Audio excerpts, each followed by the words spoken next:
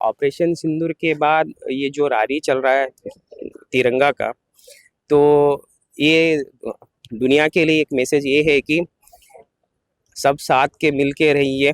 आने वाले दिन बहुत भयानक रहेंगे, क्योंकि भारत देश के खिलाफ बाहर बाहर के देश ऐसे एक्टिविटीज़ कर रहा है कि देश को बर्बाद करने के लिए हर एक हद पार करके कुछ भी करने के लिए तैयार है। और उनको रोकना है तो हम आपस में ही मिलजुल के रहने से काफ़ी है। कोई भी देश हमारे को आंख उठा के भी देख नहीं पाएगा, क्योंकि उतना शक्ति हमारे पब्लिक के अंदर है और हमारे यूनिटी के अंदर है। हमको जागरूक होना है, बस इतना ही काफ़ी है। हमको लड़ने की ज़रूरत नहीं है सर। लड़ने के लिए देश के जवान उधर है, हम उनका साथ देना काफ़ी है। कोई भी देश हमारे देश के खिलाफ कोई देख भी नहीं सकता या उसके खड़ा भी नहीं हो सकता। धन्यवाद सर। जय हिंद। सर आपका एक्सपीरियंस क्या है सर, मेरा एक्सपीरियंस, मैं अब 38 असॉल्ट इंजीनियर रेजिमेंट में सर्विस करा है। उसके होने के बाद मैं आरआर बोल के राष्ट्रीय राइफल्स होता है, जैसे कि कारगिल युद्ध होने के बाद आतंकवादियों का एक्टिविटीज़ ज़्यादा बढ़ने के कारण आरआर राष्ट्रीय राइफल्स फॉर्म किया गया था। वहाँ पर मैं घातक कमांडोज में था। वहाँ पे बहुत सारे सीक्रेट ऑपरेशन किया, बहुत सारे टेररिस्ट को मारा, और उसी ऑपरेशन के दौरान मुझे गोली लगा, सिर में गोली लगा।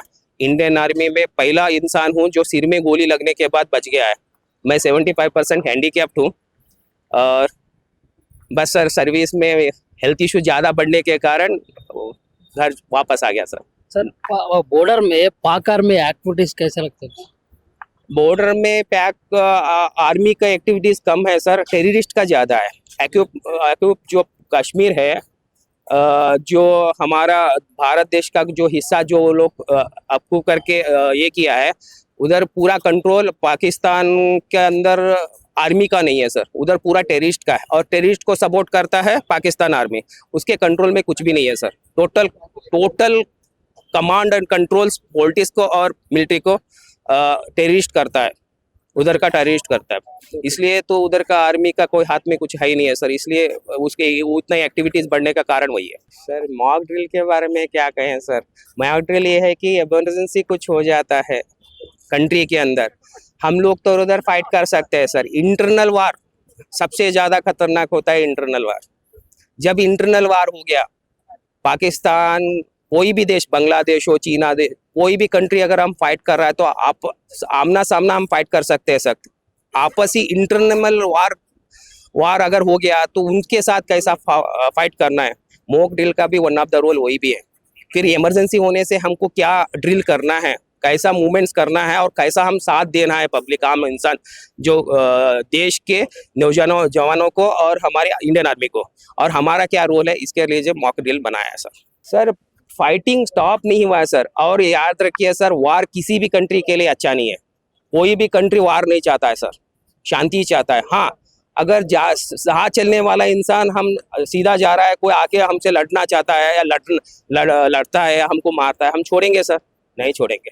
हम वार नहीं चाहते हैं सर, मगर हमको आंख उकटा के कोई देखता है। अब तक जितने भी मूवमेंट्स हुए, जितने भी वार्स हुए, जितने भी कैजुअलिटीज हुए, वो पाकिस्तान रिलेटेड ही हुए। क्यों सर आतंकवादी सिर्फ मुस्लिम का ही होता है और पाकिस्तानी क्यों सपोर्ट करता है, क्यों करता है? हाँ, हम लोगों का भी एक रोल है सर, भारत देश वासियों का, क्योंकि इंटरनल राजनीति बहुत चल रहा है सर, उससे बचिए सर। हाँ, वो मैं बोलने की जरूरत नहीं सर, हर कोई जानता है साथ कौन देना है सर। पहला देश आएगा सर, देश से बढ़कर कोई चीज नहीं है सर, कोई राजनीति नहीं, कोई घर नहीं, कुछ नहीं है। आप अपने घर को नहीं बचा सकते, फिर देश क्या चलाओगे सर? तो मैं एक ही मैसेज देना चाहता हूँ सर, राजनीति से बचिए सर। राजनीति से ही हमारे आने वाले दिन बहुत खतरनाक हो जाएंगे सर। इंटरनल वार होने का चांसेस वहीं से स्टार्ट होगा सर। कास्टिज्म मत करिए। अपने देश का बात आ गया तो हर एक कोई बढ़ चढ़ के भाग लीजिए और लड़ने के लिए कोशिश करिए सर। सही चीज़ के लिए लड़ने के लिए कोशिश करिए सर। ऑपरेशन सिंदूर के बाद ये जो रैली चल रहा है तिरंगा का, तो ये दुनिया के लिए एक मैसेज ये है कि सब साथ के मिल के रहिए। आने वाले दिन बहुत भयानक रहेंगे, क्योंकि भारत देश के खिलाफ बाहर के देश ऐसे एक्टिविटीज़ कर रहा है कि देश को बर्बाद करने के लिए हर एक हद पार करके कुछ भी करने के लिए तैयार है, और उनको रोकना है तो हम आपस में ही मिलजुल के रहने से काफ़ी है। कोई भी देश हमारे को आंख उठा के भी देख नहीं पाएगा, क्योंकि उतना शक्ति हमारे पब्लिक के अंदर है और हमारे यूनिटी के अंदर है। हमको जागरूक होना है, बस इतना ही काफ़ी है। हमको लड़ने की ज़रूरत नहीं है सर, लड़ने के लिए देश के जवान उधर है, हम उनका साथ देना काफ़ी है। कोई भी देश हमारे देश के खिलाफ कोई देख भी नहीं सकता या उसके खड़ा भी नहीं हो सकता। धन्यवाद सर, जय हिंद। सर आपका एक्सपीरियंस क्या है सर? सर मेरा एक्सपीरियंस, मैं अब 38 असॉल्ट इंजीनियर रेजिमेंट में सर्विस करा है। उसके होने के बाद मैं आरआर बोल के राष्ट्रीय राइफल्स होता है, जैसे कि कारगिल युद्ध होने के बाद आतंकवादियों का एक्टिविटीज़ ज़्यादा बढ़ने के कारण आरआर राष्ट्रीय राइफल्स फॉर्म किया गया था। वहाँ पर मैं घातक कमांडोज में था। वहाँ पे बहुत सारे सीक्रेट ऑपरेशन किया, बहुत सारे टेररिस्ट को मारा, और उसी ऑपरेशन के दौरान मुझे गोली लगा, सिर में गोली लगा। इंडियन आर्मी में पहला इंसान हूँ जो सिर में गोली लगने के बाद बच गया है।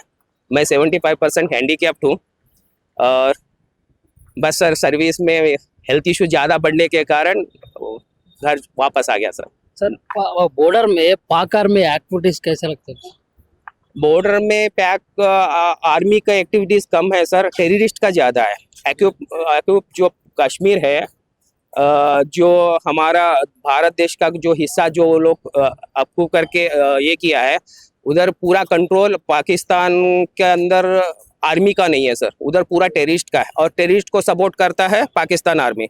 उसके कंट्रोल में कुछ भी नहीं है sir. Total command and controls politics को और मिलिट्री को टेररिस्ट करता है, उधर का टेररिस्ट करता है। इसलिए तो उधर का आर्मी का कोई हाथ में कुछ है ही नहीं है सर, इसलिए उसके उतना एक्टिविटीज़ बढ़ने का कारण वही है सर। मॉक ड्रिल के बारे में क्या कहें सर, मॉक ड्रिल ये है कि इमरजेंसी कुछ हो जाता है कंट्री के अंदर, हम लोग तो उधर फाइट कर सकते हैं सर। इंटरनल वार सबसे ज़्यादा खतरनाक होता है, इंटरनल वार।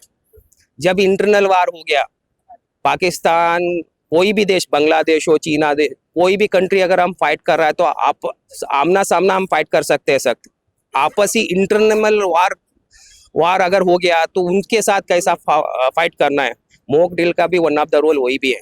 फिर इमरजेंसी होने से हमको क्या ड्रिल करना है, कैसा मूवमेंट्स करना है, और कैसा हम साथ देना है पब्लिक, आम इंसान, जो देश के नौजवानों जवानों को और हमारे इंडियन आर्मी को, और हमारा क्या रोल है, इसके लिए जो मॉक ड्रिल बनाया है सर। फाइटिंग स्टॉप नहीं हुआ है सर, और याद रखिए सर, वार किसी भी कंट्री के लिए अच्छा नहीं है। कोई भी कंट्री वार नहीं चाहता है सर, शांति चाहता है। हाँ, अगर जहाँ चलने वाला इंसान हम सीधा जा रहा है, कोई आके हमसे लड़ना चाहता है या लड़ता है, हमको मारता है, हम छोड़ेंगे सर? नहीं छोड़ेंगे। हम वार नहीं चाहते हैं सर, मगर हमको आंख उकटा के कोई देखता है। अब तक जितने भी मूवमेंट्स हुए, जितने भी वार्स हुए, जितने भी कैजुअलिटीज हुए, वो पाकिस्तान रिलेटेड ही हुए। क्यों सर आतंकवादी सिर्फ मुस्लिम का ही होता है और पाकिस्तानी क्यों सपोर्ट करता है, क्यों करता है? हाँ, हम लोगों का भी एक रोल है सर, भारत देश वासियों का, क्योंकि इंटरनल राजनीति बहुत चल रहा है सर, उससे बचिए सर।